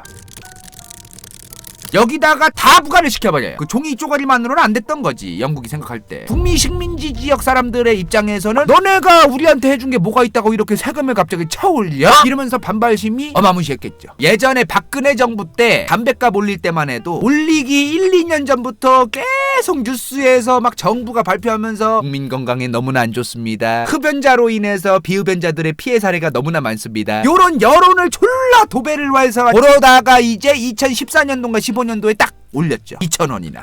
세금이라고 하는 게 올리기 전에는 분위기 조장을 하고 올려요. 원래 그런 것처럼 이런 과정이 필요한 건데 생으로 그냥 확 올려버리니까 그게 됐겠냐 이 말이요. 그죠? 자 어찌됐든 이렇게 갑자기 올려버리니 북미 식민지 지역 사람들이 어떻게 했겠어요? 다 들고 일어납니다. 다 들고 일어나요. 개빡쳐가지고. 개고생해서 황무지 와서 강냉이 키우면서 막 원주민들 우리가 막 스스로 막 쏴 죽이면서 야생 칠면조 잡아다가 막 먹으면서 개고생하면서 이렇게까지 살아왔는데 세금을 왜 걷냐? 나라가 해준 게 뭐가 있냐? 이러면서 난리가 난 거죠. 그렇게 이 초기에 북미 식민지 주민, 영국인이에요 여러분들, 그죠? 북미 식민지 주민들이 일단 첫 번째로는 보스턴 항구 쪽에서 이제 강력하게 북미 식민지 주민들이 시위를 하기 시작합니다. 이 시위가 너무 거세지는 거예요. 그래서 이제 영국 정부도 한 발 조금 이제 미안합니다. 미안해 얘들아. 세금 안 걷어도 되니까 알았어. 뭐 너네가 또 그렇게까지 하니까 또 어쩔 수 없겠네 하면서 세금을 안 걷겠다고 정책을 빠꾸시켜요. 대신 곧 죽어도 이거에는 세금을 받아야겠다. 어디에? 홍차에는 어떻게든 받아야겠다. 당시에 영국이 다른 거는 다 빠꾸를 쳤죠. 세금 안 걷겠다고. 다른 거는 다 빠꾸를 했는데도 왜 홍차만은 세금을 어떻게든 걷으려고 한 거냐면 당시에 대영 제국 홍차 창고에 홍차 재고가 오지게 쌓이기 시작합니다. 홍차 재고가 쌓이기 시작하는 거예요. 요즘도 어때? 재고 쌓이면 그거 폐기물 처리해야 되면 막 종량제 봉투가 얼마요? 아무튼 이렇게 홍차 재고가 쌓이기 시작하면서 홍차를 빨리 팔아야 됐던 거예요. 대영 제국의 입장에서는. 그래서 대영 제국이 창고에 쌓이던 이 홍차를 팔아먹기 위해서 헐값에 홍차를 팔겠다. 홍차 가격이 엄청 싸졌어요. 당시에 홍차 가격이 기존 가격보다도 훨씬 더 싸집니다. 왜 싸졌냐면은 유통구조를 싹 다 갈아엎어요. 원래대로라면은 동인도 회사 있죠. 인도라던가 뭐 스리랑카 이쪽에 이제 홍차 같은 데 유명한 데 있잖아. 거기서 홍차를 이제 세배와요. 헐값에. 영국 정부가 이제 이거를 또 무역상한테 팔아먹죠. 도매상한테 갔다가 소매상한테 갔다가 또 북미 주민한테 가는 거지. 그러면 홍차 가격이 어마무시하게 비쌀 거 아니에요. 그죠? 이제 어떻게 간소화한다? 요렇게 간소화됩니다. 홍차가 이제 들어오자마자 영국 정부 차원에서 유통을 어마무시하게 시켜서 북미로 다이렉트로 들어가는 거예요. 그러니까 홍차 가격이 엄청나게 저렴해지죠. 유통 과정이 한 2-3개가 생략이 되니까. 근데 이게 워낙에 헐값이 되니까 여기다 세금을 약간 붙여도 상관은 없을 것 같은 거지. 어마무시하게 저렴했어요 당시에. 막 홍차가 초반에는 막 영국이나 유럽에 막 들어왔을 때는 막 엄청 막 후추 마냥 이쪽들 아침에 막 생쇼하면서 막 계란 후라이에 막 소세지에다가 홍차 빨면서 잉글리시 블랙버스트 드립치면서 막 그러면서 막 또 홍차가 이제 누구든지 먹을 수 있는 저렴한 홍차 그런 식으로 이제 변해갔던 거죠. 당시에 근데 이 홍차 가격을 영국 정부에서 저렴하게 판매한다고 해도 별로 큰 변화가 생길 리가 없었습니다. 영국 홍차를 굳이 안 먹어요 사람들이. 왜? 이미 더 싼 마이로 먹던 네덜란드산 밀무역 홍차가 있었거든. 이미 홍차를 영국산을 사 먹질 않았었어요 사람들이. 네덜란드산 홍차를 밀무역을 해서 관세 같은 거 세금 같은 거 안 내고 몰래 팔아먹고 막 그랬었거든. 이런 밀무역을 하던 홍차를 먹고 있었기 때문에 영국이 홍차에 세금을 부과하든 홍차가 저렴해지든 알 바가 아닌 거예요. 어차피 네덜란드산을 먹고 있었기 때문에. 그런데 보스턴 차 사건이 일어납니다. 그런데 보스턴 차 사건이 일어납니다. 그런 상황에서 보스턴 차 사건이 일어난 거예요. 이게 굉장히 이상한 거죠. 차값에 대해서 뭐 세금을 부과해서 그 차를 사 먹을 것도 아니고 그렇다고 홍차 뭐 영국산 홍차가 뭐 비싸지든 말든 알 바가 아닌 상황에서 보스턴 차 사건이 왜 일어났느냐 이해가 잘 안 된단 말이죠. 이 홍차를 어차피 영국산을 사 먹지도 않을 것이고 영국 홍차가 오히려 저렴해졌기 때문에 뭐 나빠질 것도 아니고 그죠? 왜 보스턴 차 사건이 일어났느냐? 운동권 분들이 좀 있으셨어요. 좀 이제 좀 시위 좋아하고 시위하면 세상 좋아진다고 무조건 나가기만 하면 된다 뭐 요런 분들이 이제 좀 많아진 거죠. 왜냐면 인지세법이랑 타운젠드법 개드립 깠을 때 이것 때문에 시위가 보스턴에서 크게 일어났었다고 얘기를 드렸죠. 요거를 시작으로 이제 좀 시위 같은 거 좋아하는 분들이 많아진 거예요. 그러면서 문제가 뭐냐면은 이제 요거를 이용해서 내가 정치인 한번 해봐야겠다. 정치인을 한번 해보고 싶다는이라는 사람이 많아진 거지. 그러니까 이런 거지. 정치인하는 애들이 이렇게 이제 선동을 한 거예요. 여러분 밀수한 네덜란드 홍차 잘 드시고 계시죠? 그게 중요한 게 아닙니다. 왜 우리 북미 식민지 주민들의 주권, 우리의 권리 이런 거를 고려하지 않고 저 영국 조만한 들이 감히 북미 대륙에 있는 우리를 왜 이래라 저래라 하는 거예요. 물론 홍차 가격은 싸졌지만 돈적으로 뭐 손해본 건 없는데 어쨌든 간에 영국이 지금 우리한테 이래라 저래라 하는 거를 하고 있었으면 되겠습니까? 앞으로 어떤 일이 일어날지 모릅니다. 이런 거죠. 요런 거죠. 영국이 세금도 지금 다 뺐고 홍차에만 조금 부과시켜도 어차피 밀무역한 거 먹고 있었으니까 상관은 없는데 일단 영국이 지금 이래라 저래라 하는 게 기분 나빠. 인정 응 인정. 요런 방식으로 이제 선동을 하기 시작합니다. 그렇게 이 정치에 먹고 싶어하던 애들한테 뒷돈 받은 애들, 요 정치 쇼쟁이들에게 뒷돈 받은 애들이 일부러 보스턴 항구에 가서 홍차 상자를 바다에 집어던지기 시작합니다. 그게 보스턴 차 사건이에요. 설계를 다 한 거죠. 대충 이런 설계죠. 영국 정부가 파는 홍차를 다 집어던지면 영국 정부가 이제 어그로가 끌릴 테고 유혈 사태가 일어나서 사람 몇 명 죽으면 아니 여러분 보십시오. 영국들이 우리 북미 식민지 사람들을 이렇게 사람을 죽이는 거 보세요 하면서 그거로 오지게 선동 가능 각이 나오고 쿠데타 각도기가 가능해지고 쿠데타 성공하면 나는 정치인 뿌뿌뿌 요런 각도기를 다 잰 게 바로 뭐다? 보스턴 차 사건이다. 그렇게 이제 보스턴 항구에서 이제 원주민들 복장으로 이제 변장한 다음에 벌였던 일이 있었어요. 그러자마자 아까 그 각도기대로 아니나 다를까 영국 정부가 들 봐라 감히 우리 대영 제국의 홍차를 집어던져? 보스턴 항구 문 닫아 시위 일으킨 들 다 잡아조지고 요렇게 된 거예요. 바로 어그로가 끌립니다. 여 보스턴 차 사건을 주동했던 얘네들한테 뒷돈 줘가지고 이 보스턴 차 사건을 주도했던 장본인 2명이 있었어요. 존 행콕과 세뮤얼 아담스. 이 보스턴 차 사건을 주도했던 장본인 2명이 있었어요. 존 행콕과 세뮤얼 아담스. 세뮤얼 아담스는 이미 진작부터 보스턴 차 사건 터지기 10년 전부터 계속 우리 쿠데타 이렇게 해야 된다, 독립하자고 우리 분리해야 된다 막 이러면서 선동을 하던 사람이에요. 어찌 정치인 하고 싶어서 시위 좀 크게 일어나기를 바라고 있던 사람이에요. 집안도 예전에 1700년대 초중반부터 이미 집안 자체가 정치꾼 집안이었어요. 여기도 정치인은 있었거든요. 자치 정치인들이 있었고 막 그랬거든. 각도기를 잘 재고 있던 거죠. 잘 재고 있다가 10년 동안 계속 독립해야 된다 막 얘기를 하다가 10년 뒤에 이제 1773년에 보스턴 차 사건을 뻥 터뜨린 거죠. 그 다음에 존 행콕. 이 양반은 원래 뭐 해먹던 사람이냐면 홍차 밀수에서 팔아먹던 양반. 홍차가 싸진데 영국산 홍차가 싸게 들어온다는 거야. 됐다 이거. 아니 네덜란드 홍차 밀무역해서 지금 싼 마이로 후려쳐야 되는데 싸게 들어온대.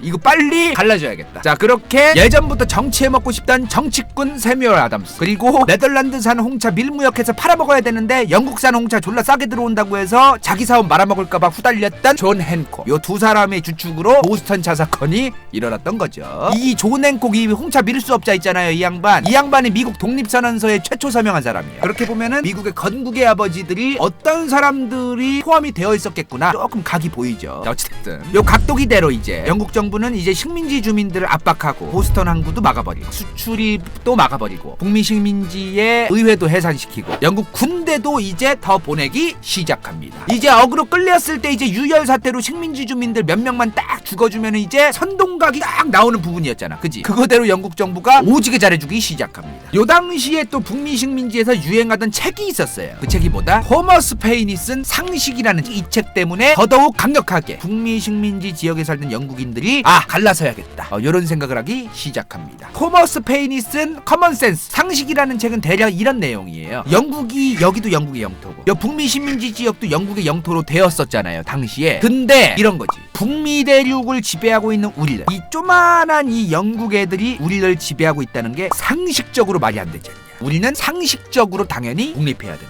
그 상식에 대한 얘기예요. 이런 책까지 당시에 유행을 하고 있었어요. 그러니까 막 보스턴 자사건 시작으로 막 각도기 돌린 양반들을 포함해서 막 점점 선동이 되고, 요 식민지 안에서 전반적으로 막 그런 어떤 독립에 대한 막 물결이 치고 막 사람들 선동 오지게 돼서 막 독립 막 이러면서 막 소리치고 피켓 들고 막 난리가 난 거예요. 그러면서 이제 드디어 됐다, 각도기대로 됐다 싶어가지고 이제 미국에 영향력 있던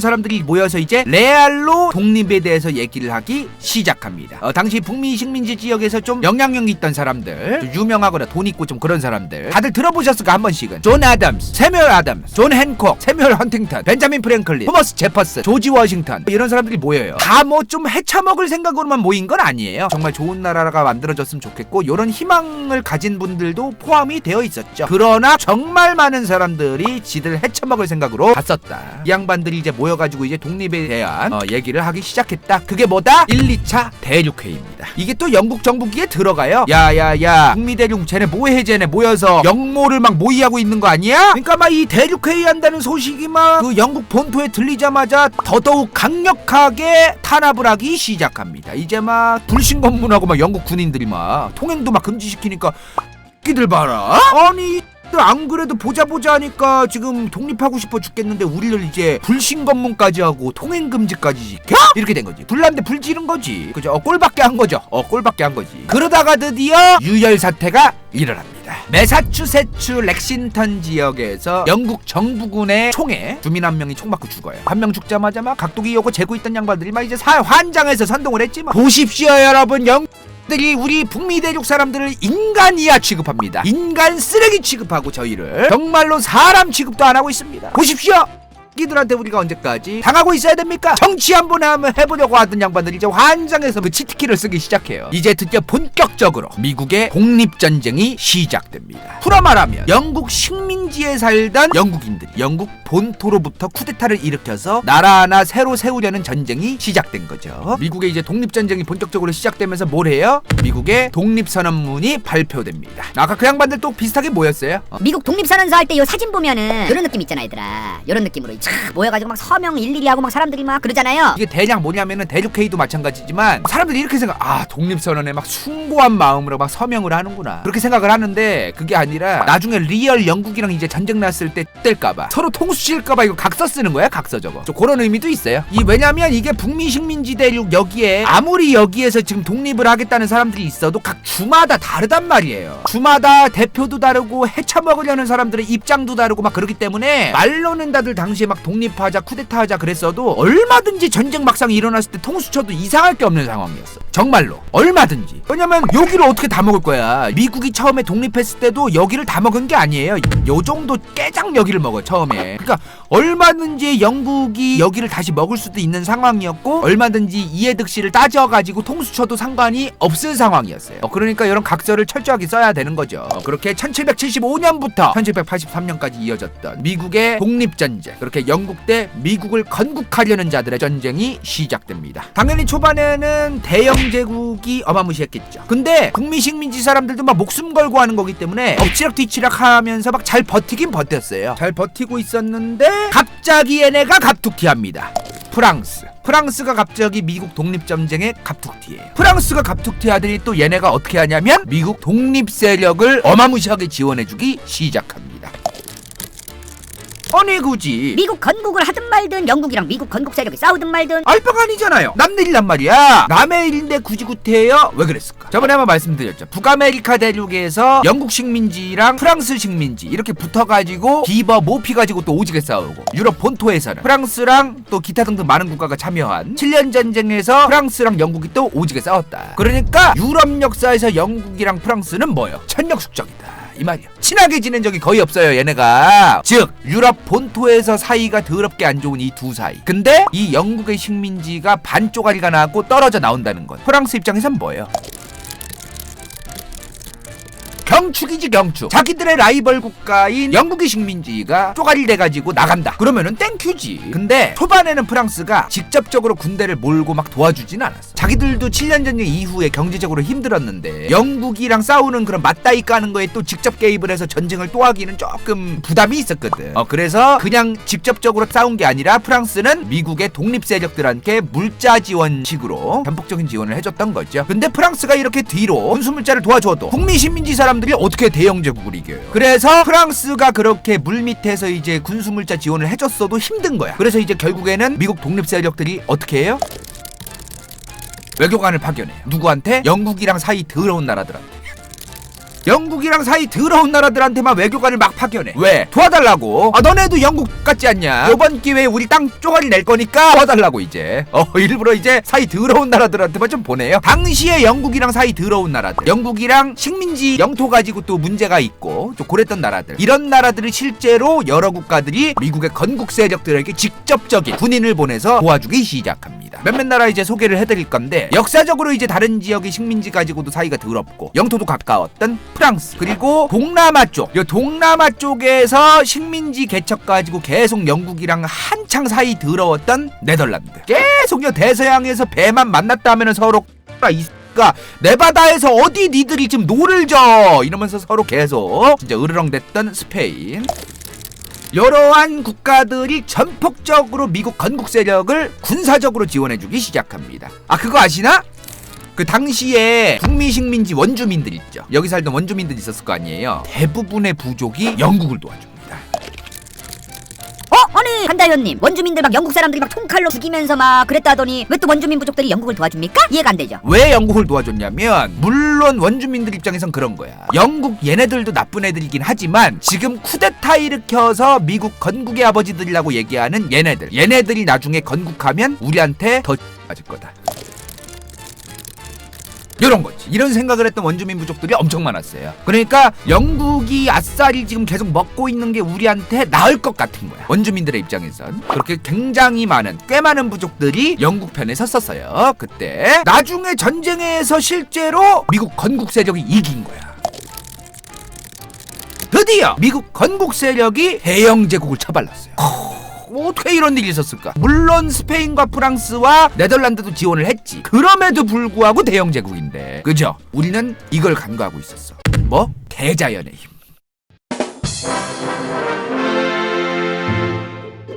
요 당시에 또 북미 식민지에서 유행하던 책이 있었어요. 그 책이 뭐다? 상식이라는 책이 있었어. 상식, 커먼 센스. 이 상식을 쓴 작가가 누구다? 토머스 페인이다 이 말이야. 이 사람이 원래 그 영국에 계속 살던 사람인데, 아무튼 이 사람은 굉장히 희한한 사람, 글도 잘 쓰고 그런 사람인데, 이 사람이 썼던 이 상식이 뭐라 그랬어 내용이. 저 조만한 영국 섬에 사는 것들이 이 북미 대륙 전체를 지배하고 있는 우리 북미 식민지 주민들을 가지고 놀면서 이래라 저래라 하는 거는 말도 안 된다. 상식적으로 말이 안 된다. 당연히 우리는 독립해야 된다.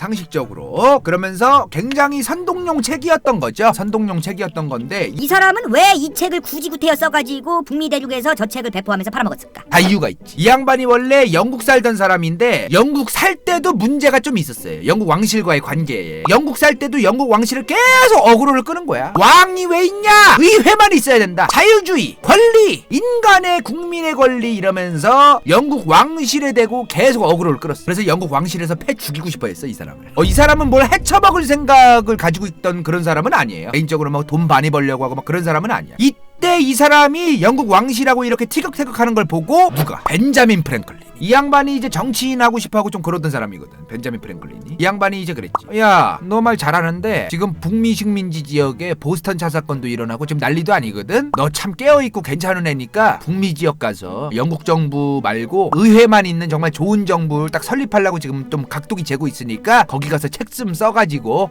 또 사람들도 잘 다독이고 너의 철학적인 걸 국민들한테 배포해라. 이렇게 이제 벤자민 프랭클린이 좀 소개를 해요 이 양반을. 그래서 이 양반이 북미 대륙으로 이사가. 그래서 뭐 책도 잘 팔려먹고 뭐 좋았어요. 이사 가자마자 이제 시위 좋아했단 말이야 이 양반이. 시위하게끔 이제 책 내는 것도 좋아하고. 그래서 낸 게 상식인 거지. 조지 워싱턴이나 벤자민 프랭클린이나 아니면 어떤 건국의 아버지들, 미국 건국의 아버지들은 이런 사람이 필요했던 거예요. 글 잘 쓰고 사람들 선동도 잘해주고 사람들 마음도 잘 읽어주면서 이해해주고 이런 사람. 그래서 초반에 북미 지역 사람들은 뭐 독립이 뭘 의미하는지도 잘 몰랐어요. 독립하면 좋은 건가, 독립이 먹는 건가 뭐 그런 것도 잘 몰랐는데 이 사람이 이 책 딱 내가지고 팔아먹으면서 독립의 물결이 막 북미 지역에서 막 엄청나게 막 그랬던 거예요. 어마무시한 사람이야 이 사람 진짜로. 이 상식 잘 팔아먹고 이제 미국의 독립혁명의 분위기를 잘 이제 불타오르게 만든 다음에 프랑스에 가요. 북미 지역에 있다가 프랑스로 건너가. 여기서 책을 또 팔아먹어. 책을 또 팔아먹으면서 그 책이 막 팔리면서 프랑스 사람들이 그 책 읽고 이런 거 이렇게 상식적으로 이렇게 자유주의 이런 게 참 좋은 거구나. 잘못된 거구나. 토마스 페인이 프랑스에서 또 책 내가지고 팔아먹은 것 때문에 뭐가 일어났다? 프랑스 대혁명. 이 사람이 수많은 책을 배포하고 팔아먹고 그 책을 수많은 사람들이 읽어서 프랑스에서도 프랑스 대혁명이 일어나요. 프랑스 대혁명으로 이제 왕정 무너지잖아요. 그때 프랑스에서 국회의원 했던 사람이야 이 양반. 근데 이 사람이 이제 말년이 개불쌍했던 게 이 사람이 책을 쓰고 사람들 선동하고 이런 걸 잘했으니까 정치인 좀 헤쳐먹고 싶어하는 사람들이 이 사람하고 막 싸바싸바 하면서 막 잘 지냈단 말이에요. 근데 프랑스 대혁명 이후에 프랑스에서 이제 정치인 한 자리씩 헤쳐먹던 애들 이 양반들이 시위 성공한 이후에 통수를 쳐요. 왜? 너무 자유주의 민주주의라는 거를 숭고하게 생각하는 거예요.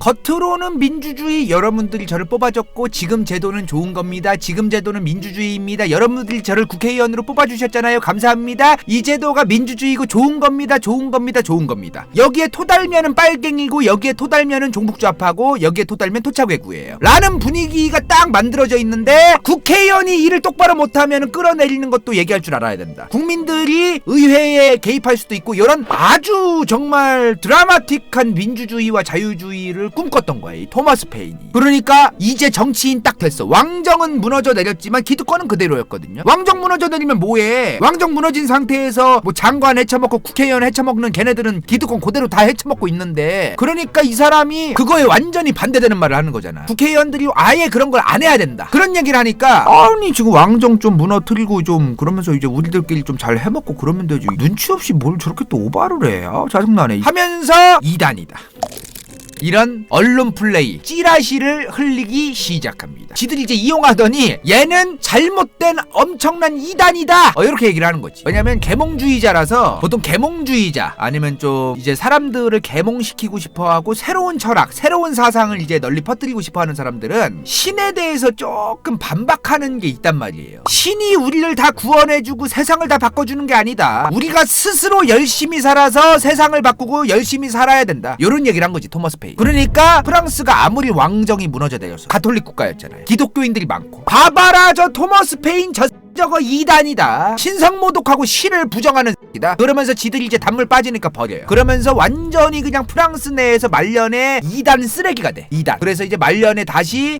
북미 지역으로 이제 돌아와서 말년을 보내다가 죽습니다. 토마스 페인이. 그런 사람이에요. 드디어 미국 건국 세력이 대영 제국을 처발랐어요. 어떻게 이런 일이 있었을까? 우리는 이걸 간과하고 있었어. 대자연의 힘. 대자연의 힘을 간과하고 있었다. 자, 봐봐. 여기서 지금 갈라지겠다는 거 아니야 지금. 얘네가 여기랑 싸우려면 어떻게 해야 돼? 여기서 여기로 가야지. 여기서 여기까지 얼마나 걸리는지 아세요? 60일 걸려요.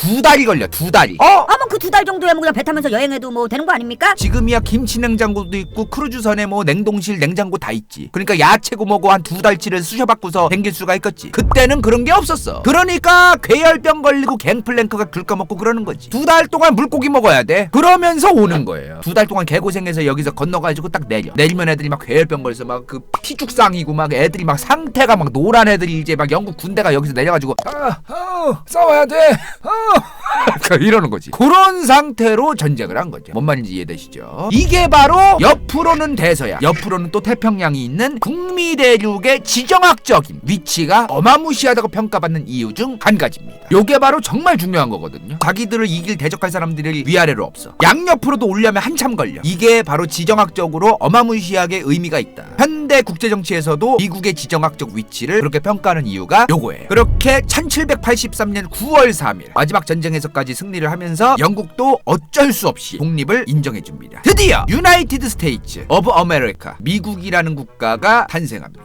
그거 아세요? 왜 미국을 미국이라고 하는지 아시나 다들? 아니 미국을 아메리카를 왜 미국이라고 할까? 유나이티드 스테이츠 오브 아메리카, 아메리카. 진짜야 이거 진짜. 중국에 이제 그 미국인들하고 만나서 이제 얘기를 하는데 자기 나라 이름을 아메리카 이렇게 얘기를 하는데 그 어가 잘 안 들리는 거예요. 진짜로. 그래서 중국인들 귀에는 메리카라고 들린 거. 메리카. 그거 아시죠? 중국 사람들은 다 그 영어고 뭐고 다 중국말로 해야 되는 거. 그런 것처럼 메리카라고 들린 거를 비슷하게 한자로 만들어야 되는 거야.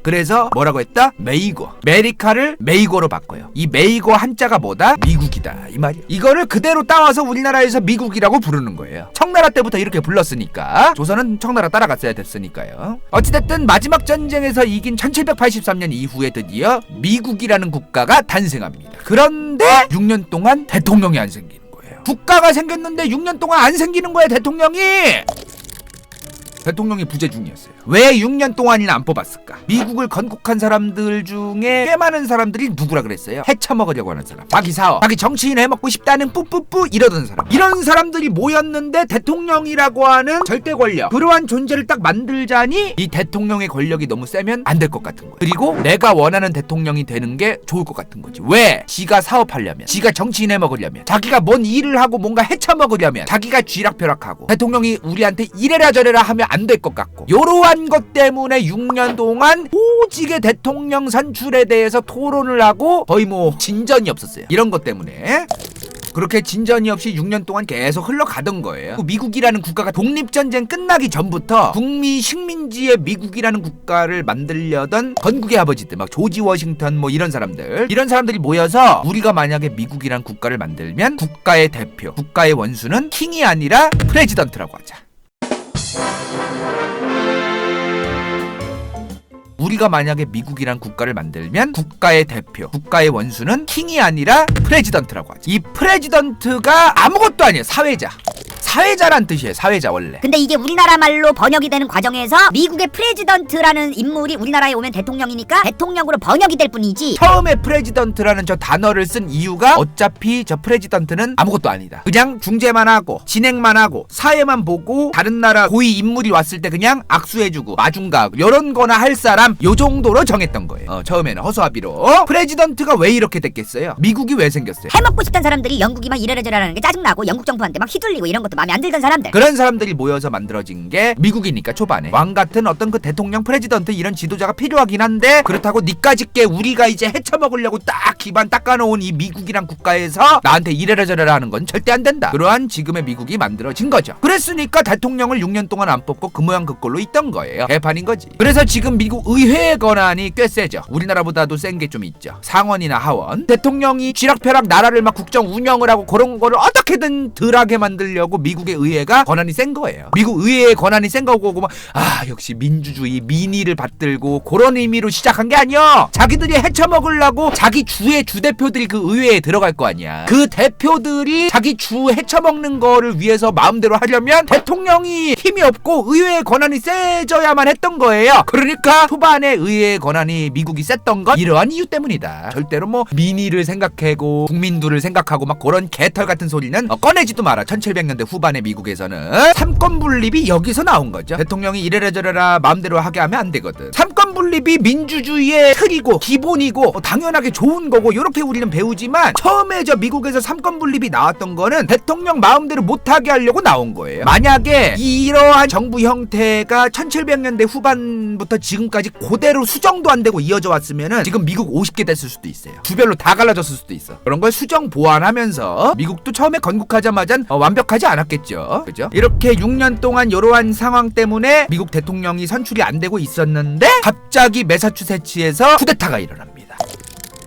쿠데타가 일어난 거예요. 이러면 진짜 큰일이잖아. 나라가 지금 대통령도 제대로 안 돼 있으면은 관료제 형태에서 바로바로 오더도 내려가고 막 그래야 되는데 국정 운영이라는 건 그게 안 됐던 거죠. 초반에 이 쿠데타가 왜 일어났냐면은 이유가 따로 있었어. 처음에 건국의 아버지들이 북미 대륙에서 미국 만들자고 할 때 뭐라고 선동했어요? 영국 정부가 이렇게 우리를 휘두르고 있습니다. 영국 정부가 우리한테 자꾸 이렇게 이래라 저래라 해서 되겠습니까? 세금도 많이 거들려다가 적게 거들려다가 쟤네들 앞으로 우리한테 뭔 짓거리 할지 모릅니다. 우리 주권을 가지고 미국이란 국가가 독립해야 됩니다 이랬잖아요. 근데 독립을 하고 나니까 자기들도 세금을 오지게 걷던 거예요.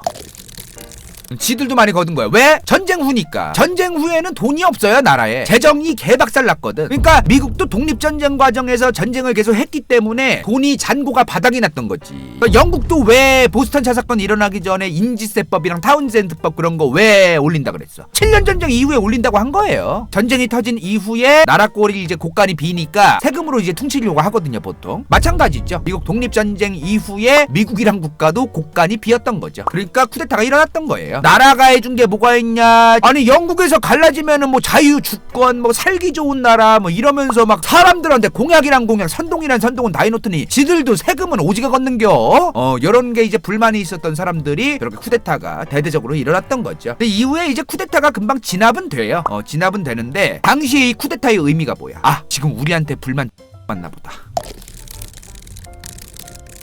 건국의 아버지들한테 지금 불만이 엄청나게 많이 깔려있구나. 건국된 초기 미국에. 달리 말하면 얼마든지 두 번, 세 번째, 네 번째의 쿠데타가 또 일어날 수 있다는 거죠. 이런 쿠데타가 일어난 이후에 드디어 6년 동안 대통령이 없었던 미국에서 초대 대통령을 이제 뽑자는 이야기가 급물살을 타게 됩니다. 이런 거죠. 아니 이제 우리가 헤쳐먹으려고 나라를 만들어놨는데 지금 국민들이 쿠데타 일어나는 거 보니까 우리 진짜 삿될지도 모른다. 사방에서 쿠데타 일어나면은 진짜 다시 영국한테 먹힐 수도 있거든요. 그러면 헤쳐먹으려고 기득권들 자기 사업 잘하고 자기들이 이제 국민들 핏 빨아서 이제 헤쳐먹고 그러려던 사람들도 건국의 아버지들 중에 많다고 했잖아요. 그 사람들 입장에서 다 물거품 되는 거예요. 다시 영국에 먹힐지도 모르는 상황이요. 당시에 초반에 미국 영토가 어땠냐면 요 정도였어요. 요 정도. 건국 초기에 미국의 영토가 요 정도였어. 요렇게 먹거든요. 여기가 영국 식민, 여기가 스페인 식민 이랬단 말이에요. 그러면 얼마든지 여기서 또 쿠데타 오지게 일어나면은 영국이 쿠데타 하시는 분들 저희가 도와드리겠습니다 하면서 밀고 내려올 수 있는 거죠. 이거 진짜 사태 것 같은 거예요.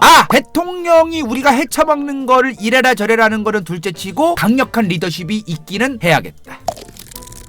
초반에 프레지던트라는 이름까지 써가면서 대통령을 바지사장처럼 이용하려고 했었잖아요. 근데 이렇게 쿠데타 오지게 일어나고 이러면은 리더십이 있고 강력한 사람이 있기는 있어야겠다. 요런 분위기로 바뀝니다. 그렇게 이제 여러 권한을 대통령에게 주기는 줘야겠다 라고 하는데 한편 아무리 내가 헤쳐먹는 것까지 싹 다 이래라 저래라 할 정도로 강력한 권한을 줄 수는 없어. 그래서 만든 게 뭐다? 삼권 분립이다. 대통령이 절대로 우리가 헤쳐먹는 거에 함부로 모든 거에 간섭은 못하게 막아야 된다. 이러면서 삼권 분립이 튀어나온 거예요. 삼권 분립은 뭐 자세하게 말씀 안 드릴게요. 어차피 다 아시니까 대부분. 자, 이렇게 삼권 분립까지 만들어지면서 드디어 미국의 대통령의 권한이 강력해지면서 초대 대통령에 대한 얘기가 나오기 시작합니다. 그런데 이 대통령의 권한이 세졌잖아요. 대통령 선거 얘기가 이제 드디어 나오기 시작했잖아요. 근데 당시 미국 사람들이 얼마나 비민주적이었냐면 무지몽매한 농민, 국민 이런 애들한테까지 민주주의라는 이름으로 다 투표하게 해주면 답도 없다. 1차적으로는 지들이 뽑게 해도 2차적으로는 우리 같은 엘리트들, 부자들 이런 사람들이 2차적으로 뽑아야 된다. 그러면서 현재 2020년도까지 존재하는 이게 바로 만들어집니다. 뭐가? 선거인단제도. 선거인단제도. 도대체 이 선거인단제도가 뭐냐? 지금 11월 초에 한 이 미국 대선 국민투표는 뭐예요? 이 선거인단을 뽑은 투표라고 생각하시면 됩니다. 정당의 투표를 한 거라고 생각하시면 돼요. 그래서 뽑힌 그 선거인단들이 12월 초에 또다시 마지막 투표를 합니다. 먼저 이 미국의 선거를 이해하려면은 미국의 투표용지를 일단 봐야 돼. 투표용지를 대충 보면은 국민투표에도 대통령을 직접 뽑는 게 있기는 있어요. 있는데 이 대통령 후보, 예를 들어 뭐 공화당의 간다요를 뽑으면은 간다요를 뽑기로 했던 공화당의 선거인단 머릿수가 채워지는 거예요. 캘리포니아에 지금 보면은 55명의 선거인단이 있죠. 명예직이야 이 양반들. 그 12월 초에 그냥 투표하러 가세요, TV 한번 타세요, 요런 사람들이에요. 이러한 선거인단을 민주당도 55명 정해놨고 공화당도 55명 정해놓습니다. 전체 유권자의 100명 중 60%가 트럼프를 뽑았다. 그러면 55명 중에 33명의 선거인단은 트럼프가 차지하는 거죠. 그런데 33명만 가져가는 게 아니라 55명을 다 가져간다. 이게 뭐다? 바로 선거인단 제도에 있는 승자 독식 제도다. 여기서 50.1%,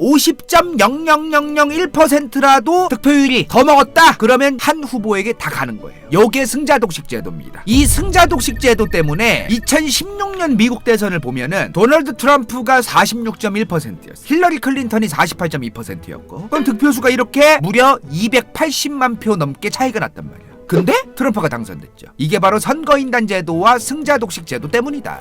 예를 들어 간다공화국에 6개 주가 있는데 후보가 트럼프랑 바이든이 있었던 거야. A주에 인구가 50만 명이 살아요. 여기에 근데 선거인단이 50명 있는 거예요. 근데 이 50만 명 중에 트럼프를 51% 지지했어. 그럼 이 50만 명 중에 25만 5천 명이 트럼프를 지지한 거잖아요. 그런데 이 50명이 다 누구한테 간다? 트럼프한테 간다. 비주에는 인구가 10만 명밖에 안 살아. 그러니까 선거인단도 10명이야. 근데 여기선 트럼프를 1%밖에 지지 안 했어. 그러면 여기는 어떻게 돼요? 10명이 다 바이든한테 간다. 이런 식으로 C주, D주, E주 다 인구가 10만 명이고 선거인단이 10명밖에 안 되는데 다 트럼프를 1%밖에 지지하는 거야. 그러면 다 바이든한테 가겠죠. 그런데 마지막에 F주가 있던 거야. F주는 인구가 11만 명인데 트럼프를 51% 지지했어요. 그러면 이 선거인단은 누구한테 가요? 트럼프한테 가죠. 그러면 A주에서 51% 지지를 받았다 그랬잖아요. 그럼 25만 5천 명. 1000명 여기서 56,100명. 그러면은 총 유권자 101만 명 중에 트럼프를 지지한 사람은 총 몇 명이에요? 31만 5,100명밖에 안 되죠. 그러면 전체 101명의 국민들 중 31% 지지밖에 안 받았어. 근데 선거인단을 계산해 보니까 61명. 31만 5,100명밖에 지지를 못 받았는데도 선거인단 61명을 트럼프가 가져가는 거예요. 이게 바로 미국의 선거인단 제도와 승자 독식 제도입니다. 이러한 머릿수가 미국에 지금 538명이 있는 거예요. 그러니까 이렇게 인구가 적은 데서 백날 바이든이 다 이겨도 인구 많은 데서 한두 개 이기는 게 개이득인 거야. 이러한 상황이 벌어질 수 있는 게 바로 승자 독식 제도, 선거인단 제도라고 생각하시면 될 것 같습니다. 미국 대선에 있는. 그래서 총 지지율은 큰 의미가 없어요. 아까 말한 것처럼 이러한 상황. 101만 명 중에 31만 5,100명이 지지를 해서 31% 지지인데도 트럼프가 101명 중에 61명의 선거인단 가져갈 수도 있다고 말씀드렸잖아요. 이러한 상황이 벌어질 수 있기 때문에 미국의 대선은 끝까지 봐야 돼요. 끝날 때까지 알 수가 없는 거예요. 왜 이렇게 했을까? 승자 독식 제도를 뭐하러 이렇게 해놨을까요? 이게 1824년 때 대통령 선거가 있었는데 후보가 여러 명이어서 다 과반 이하였던 거예요. 미국의 전체 선거인단이 538명 있어요. 그러면 269명 이상, 무조건 269명 이상이 되어야만 당선이 되는 겁니다. 그게 매직 넘버라고 부르는 거예요. 무조건 미국 헌법상 미국의 대통령은 선거인단의 과반 이상의 지지를 받아야 된다고 되어 있어요. 근데 후보가 여러 명이야. 미국도 정당이 여러 개가 있어요. 근데 항상 당선이 되는 정당이 공화당이랑 민주당밖에 없을 뿐이지 여러 정당이 있어요. 근데 다 50%가 안 됐던 거야. 미국 헌법에는 선거인단의 과반 이상을 받아야만 대통령이 된다고 적혀 있어요. 근데 과반 이하인 거야. 그러면 어떻게 되냐면 미국 하원으로 넘어갑니다. 우리나라 국회의원 같은 하원 의원들이 대통령을 뽑게끔 넘어가 버려요. 그러니까 이건 좀 아니다. 이거는 하원의회까지 가가지고 또 뽑아가지고 하는 거는 좀 아니다. 그래서 이게 이런 식으로 안 되려면은 한 뭉태기로 확확 줘버리면은 애지간하면은 하원까지 안 가고 한 명이 과반 이상 되지 않을까? 해서 승자독식 제도를 만든 거예요. 한 뭉태기로 그냥 줘버리자, 그런 식으로 했던 거죠. 근데 만약에 바이든이 선거인단 270을 가져가고 트럼프가 267을 가져갔어. 그러면 어떻게 될까요? 그럼 그냥 바이든 당선되고 끝난 거 아닙니까? 12월 초에 반란 투표가 있을 수 있습니다. 요게 있을 수 있어요. 선거인단이 12월 초에 가서 투표하는 거는 공개적으로 화면에 다 잡혀요. 공개 투표야. 근데 이게 서술형이에요. 서술형. 예전에 무슨 일이 있었냐면은 2016년 미국 대선에서 힐러리 클린턴을 뽑기로 했던 민주당의 선거인단이 어차피 힐러리가 될 것 같은데 하면서 서술형으로 글자를 버니 샌더스를 쓴 거야. 어차피 힐러리가 될 테니까 나는 그냥 버니 샌더스 써야지 하고 낸 거예요. 그러면 이게 어떻게 되냐? 나가리 돼요. 그러면은 예를 들어 바이든이 270이고 트럼프가 267이죠. 근데 바이든을 뽑기로 한 민주당 선거인단이 여기다가 버니 샌더스를 4명이 썼다. 그러면 이게 어떻게 돼요? 266이 된다. 그럼 이거 하원으로 가야 돼. 매직 넘버 270을 못 받은 거예요. 둘 다. 이렇게 될 수도 있다는 거예요. 물론 이 반란 투표 결과 때문에 대선의 결과가 달라진 적은 단 한 번도 없어요. 2016년 미국 대선에서 트럼프 쪽에서 2명이 다른 사람 뽑았고 힐러리 쪽에서 5명이 다른 사람 뽑았어요. 이게 트럼프 뽑으려던 2명이 힐러리를 뽑았다가 아니에요. 트럼프 같은 공화당 후보 중에 다른 사람을 뽑을 수도 있고 막 그렇게 돼 있거든요. 반드시 이 선거인단 2명이 힐러리를 뽑았구나 이렇게 이해하면 안 돼요. 예를 한번 들어봅시다. 워싱턴에서 콜린 파월한테 3표가 나온 거야. 이분은 민주당 대선 후보로 나왔던 분도 아니거든요. 이분한테 3표가 나온 거예요. 뭐 이런 별일 다 있었어. 아무튼 이렇게 미국의 선거가 복잡하죠. 선거인단 제도, 국민들이 다이렉트로 대선 후보를 뽑는 게 아니라 한번 정당에서 뽑아놓은 선거인단을 거쳐서 또 한 번 대선을 하는 이유가 뭐다? 무지몽매한 국민들이 대통령을 다 결정하게 내버려둬선 안 된다. 우리 엘리트! 영국 정부가 예전에 우리한테 이래라 저래라 하는 게 더러워서 헤쳐먹으려고 나라를 만들었는데 국민들이 또 그거를 찬물을 확 끼얹으면 안 된다. 그러면서 만든 게 선거인단 제도다. 아무튼 이 쿠데타 직후에 대통령 선거가 있었잖아요. 그럼 분위기가 어땠을까요? 그 해먹으려던 사람들, 기득권들, 그 사람들 생각은 뭐였을까? 쿠데타 무섭다는? 무섭다능 하면서 강력한 리더십을 발휘해서 딱 응집시킬 수 있고 고러한 존재가 필요하겠다는 분위기에서 쿠데 대통령 선거가 시작됐겠죠. 누가 뽑혔겠어요? 군인 출신이 뽑혔겠죠. 쿠데타 때문에 무섭다는 분위기에서 뽑혔으니까. 저 군인 출신 대통령이 누구다? 조지 워싱턴이다 이 말이요. 저 군인 출신 대통령이 누구다?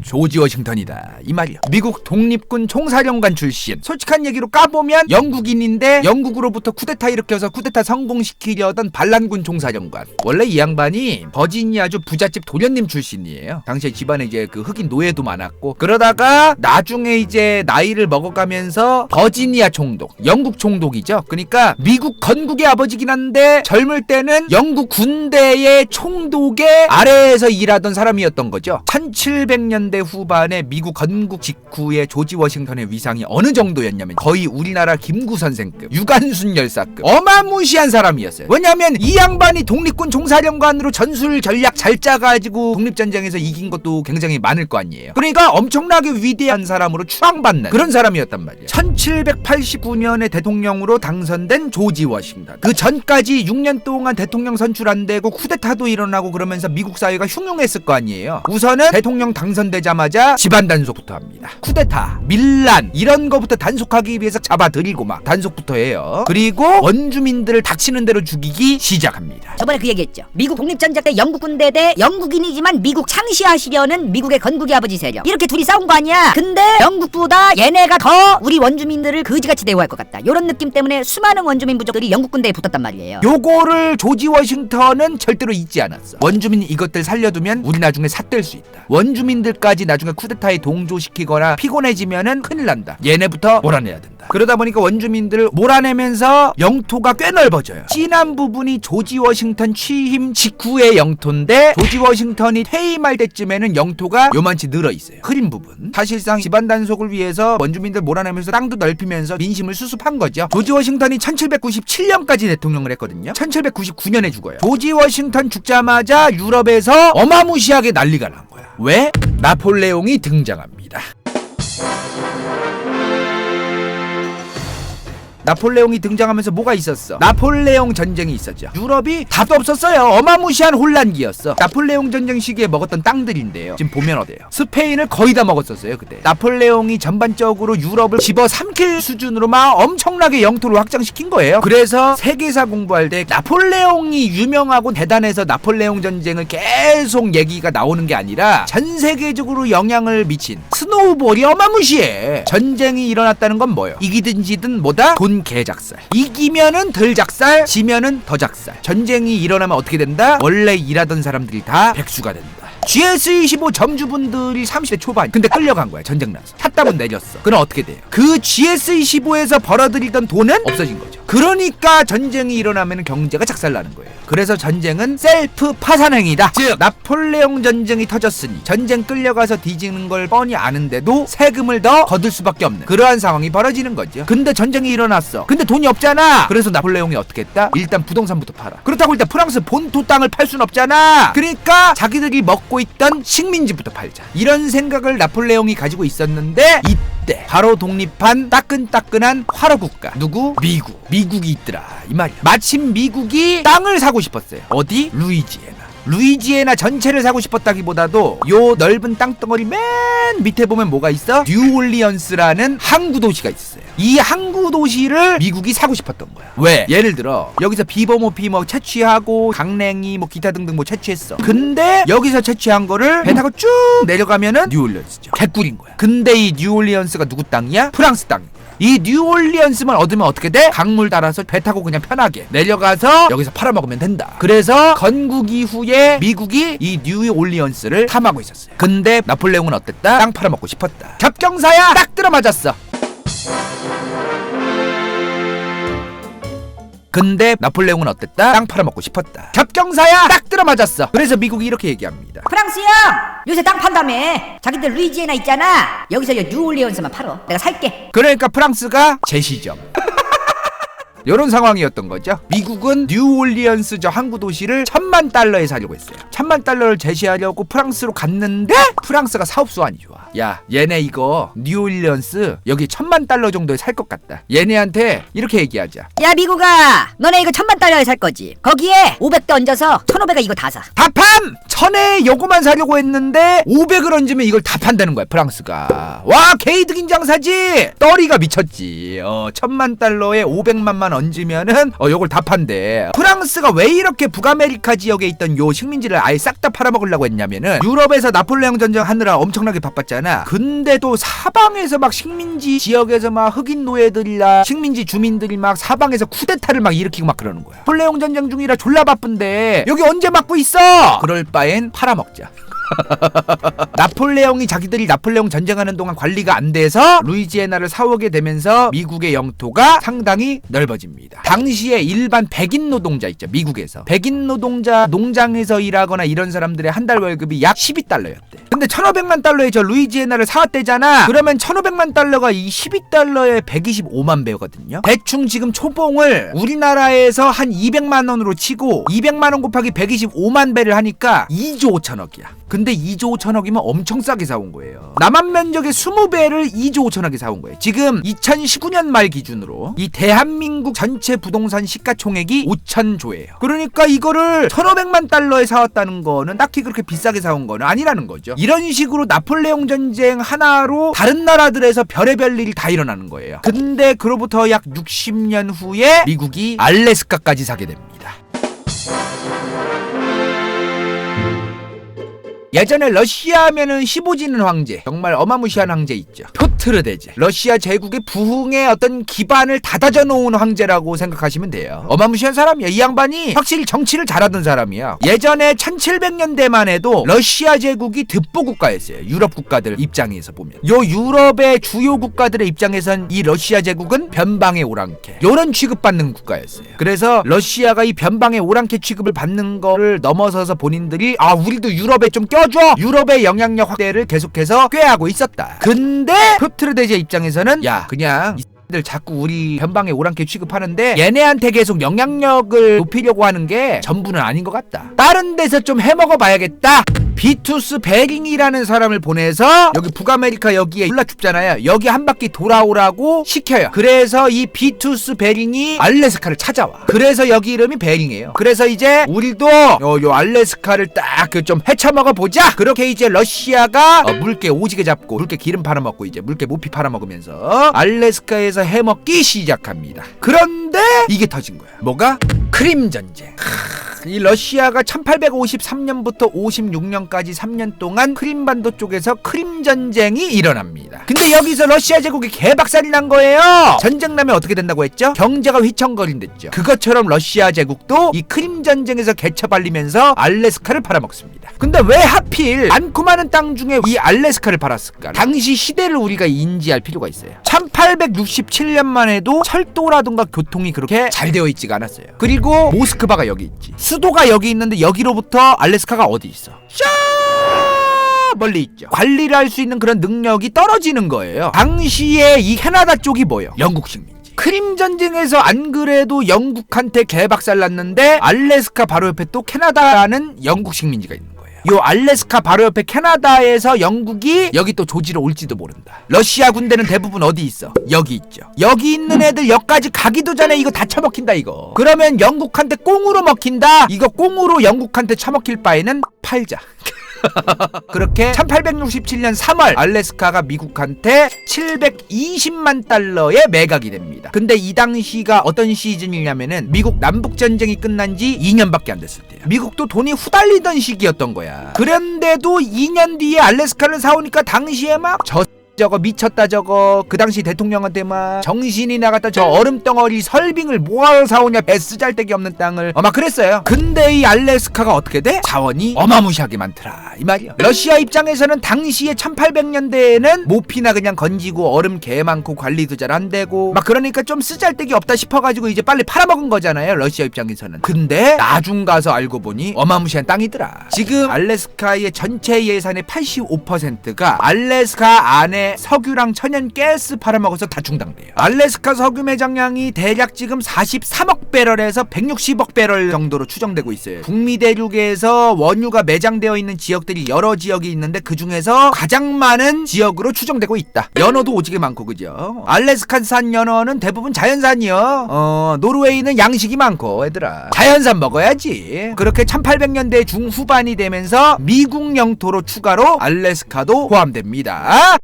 그런데 도대체 미국이라는 이 국가 아래에 있는 이 수많은 남미 국가들은 도대체 어디서 어떻게 갑자기 툭 튀어나와서 건국이 되었을까?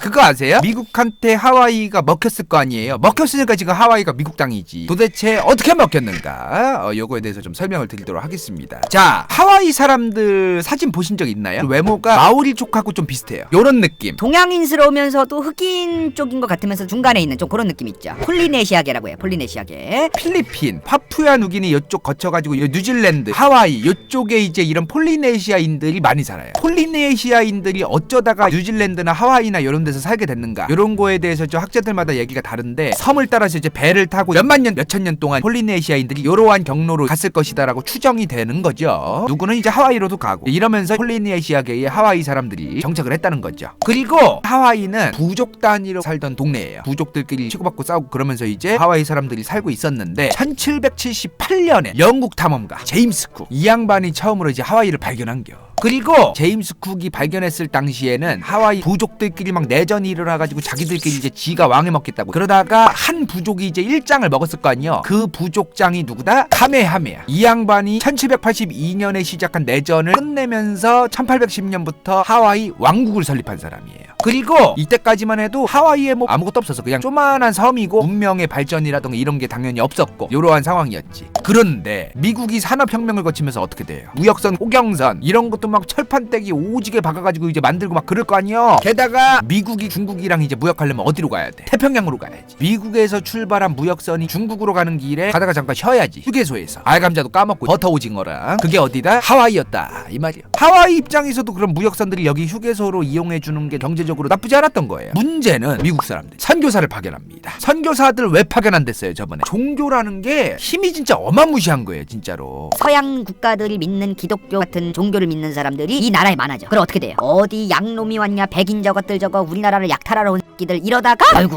우리 선교사님이 시상해 미국에서 왔냐 유럽에서 왔냐 그러면서 그 종교만으로도 이 지역 주민들, 그 선교사가 왔던 그 국가에 대한 호감도가 엄청나게 올라요. 그러면서 유럽의 제국주의 국가들이 사업 헤쳐먹고 아니면 빨대 꽂아가지고 빨아먹기가 용이해지겠죠. 그러한 것 때문에 선교사를 파견하는 경우가 많았어요. 그렇게 이제 선교사들이 하와이에 많이 오면서 하와이에도 개신교, 가톨릭을 믿는 사람들이 점점 늘어나기 시작했겠죠. 그리고 1830년대에 윌리엄 후퍼라는 사람이 최초로 하와이 사람들한테 땅을 사요. 게다가 사탕수수 플랜테이션도 하고 막 그래요. 그러면서 수많은 미국 사람들, 사업가들도 요 하와이로 많이 왔겠죠. 자, 그렇게 외국인이 하와이에 와서 하와이에서 하던 그 플랜테이션 사업이 점점 잘 되면서 하와이 사람들이 달러를 벌기 시작하는 거지. 외국인이 들어오기 전까지는 하와이 사람들 진짜로 막 오지게 발로 뛰면서 막 물고기 작살로 잡고 막 과일 채집해서 먹고 농사를 지어도 막 농사 기술이 엄청나게 발전한 것도 아니었으니까 농사도 애매하고 막 그랬단 말이야. 그러면서 살았단 말이지. 근데 이제 사탕수수 농장에서 일하면 이제 달러를 주니까 달러. 그러면서 이제 막 미국산 막 수입산 물건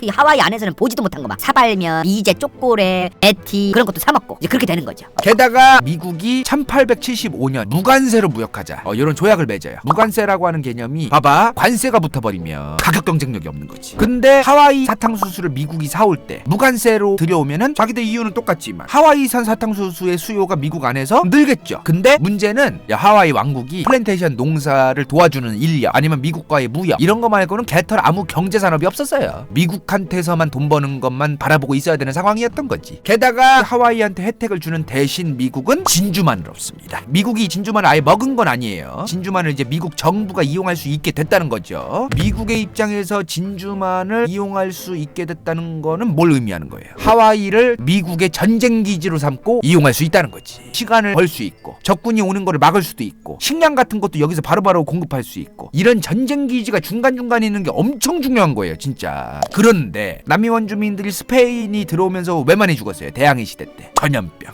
이 전염병이 원래 유럽 사람들끼리는 상관이 없어. 미국 사람들끼리도 전염병이 있던 거는 다 자기들끼리 면역이 어느 정도 되어 있기 때문에 별로 큰 상관이 없을 수가 있어요. 문제는 여기 있는 병이 여기 사람들은 안 걸려 있었다는 거지. 한 번도 겪어본 적이 없어. 미국 사람들이 이제 하와이로 오지게 많이 들어오면서 이제 하와이 원주민들이 미국 서양 사람들한테 있던 전염병에 감염이 되면서 엄청나게 죽어나가는 거예요. 하와이 사람들을 플랜테이션 농업에서 이제 인력으로 쓰고 싼마이로 썼는데 하와이 사람들이 많이 죽어가니까 그러자마자 중국, 일본, 조선, 필리핀 이런 데서 이제 사람들한테 이제 하와이로 돈 벌러 오세요 막 이러면서 이제 홍보 오지게 해가지고 꽤 많은 아시아 사람들이 1800년대 후반에서 1900년대 초반에 하와이에 가서 이제 돈을 벌러 가고 이제 그런 게 있었죠. 실제로 임시정부 요인들 중에서도 독립운동에 필요한 그 독립자금, 하와이 가서 이제 오렌지 농사 짓는데 농장 가서 일하고 막 그런 경우도 있었어요. 자, 그렇게 점점 하와이에 원래 살던 원주민들은 전염병도 걸리고 그러면서 죽어나가고, 근데 플랜테이션 농업을 하는 외국인들은 늘어나고 있고 점점 경제는 좋아지고 있었어요. 그러면 어떻게 돼요? 인플레이션이 생기고 물가가 상승하기 시작합니다. 하와이 사람들이 받는 돈은 잘 안 오르는데 하와이 내부의 물가가 계속 올라가는 거야 이제.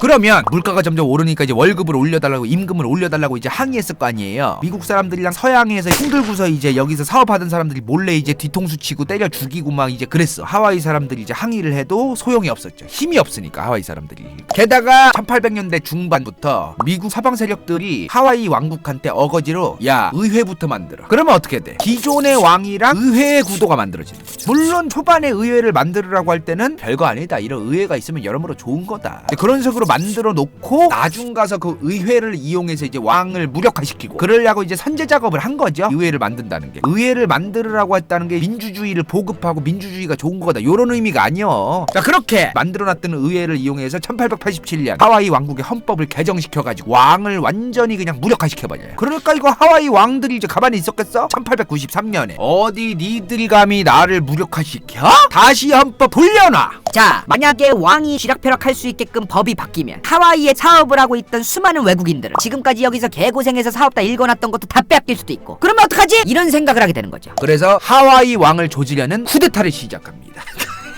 이때 하와이 원주민들한테도 미국 사람들이랑 그런 사업가들이 쿠데타 성공하면 이제 너네들 살기가 너무나 좋아진다 이러면서 이제 막 선동하고 이제 그래가지고 실제로 하와이 사람들도 쿠데타에 많이 동참을 했고, 그렇게 쿠데타가 성공을 해서 1894년에 미국인이었던 샌포드 돌이 이제 초대 대통령으로 취임하고 하와이 공화국이라는 나라가 가툭뒤로 탄생한 거죠. 근데 하와이가 요 섬 요렇게 이제 몇 개만 있잖아요. 되게 조만해요. 요것만으로만 하와이 공화국이라는 나라 정치, 경제, 군사적으로든 위태로운 거야. 얼마든지 다른 국가가 쳐들어와서 먹혀도 그만이거든요. 그래서 미국인인데 이제는 하와이 공화국의 대통령, 이 양반이 이제 형! 나 흡수시켜줘 빨리 우리 미국으로 만들어줘. 한 4년 동안 계속 로비를 한 끝에 미국이 이제 하와이를 연방 유나이티드 스테이츠 안에 합병을 시켜줍니다. 그런 거지. 자, 미국은 알래스카, 플로리다 서부라던가 이런 데도 사오고 삥 뜯은 것도 있지만 굳이 돈 주고 사오려고 안 하고 가만히 있으면서 합병된 땅들도 있다는 거, 그렇게 이해하시면 되겠습니다.